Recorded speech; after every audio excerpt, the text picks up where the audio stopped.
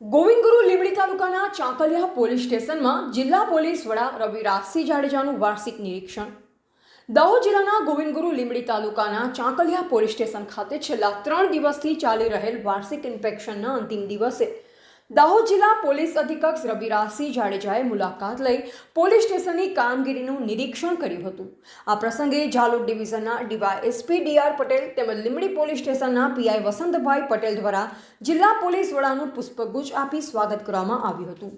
DYSP DR પટેલના માર્ગદર્શન હેઠળ ચાંકલિયા પોલીસ સ્ટેશનના પીઆઈ એસઆર પટેલ અને પીએસઆઈ વીવી નીનામાના નેતૃત્વમાં પોલીસ પરેડનું આયોજન કરવામાં આવ્યું હતું. ઉપસ્થિત પોલીસ હેડ કોન્સ્ટેબલ અને કોન્સ્ટેબલોએ શિસ્તબદ્ધ પરેડ યોજી સલામી આપી પોલીસ અધિક્ષકનું સન્માન કર્યું.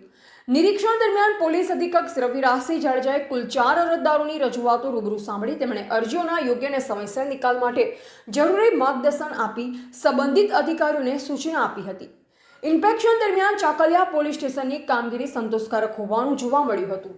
PI SR Patel, PSI VV Ninama અને તેમની ટીમ સંકલનપૂર્વક ફરજ બજાવતી હોવાનું પણ જિલ્લા પોલીસ વડાએ નોંધ્યું. સાથે જ પોલીસ સ્ટેશનમાં સ્વચ્છતા અભિયાનની કામગીરીની પણ પ્રશંસનીય જોવા મળી હતી.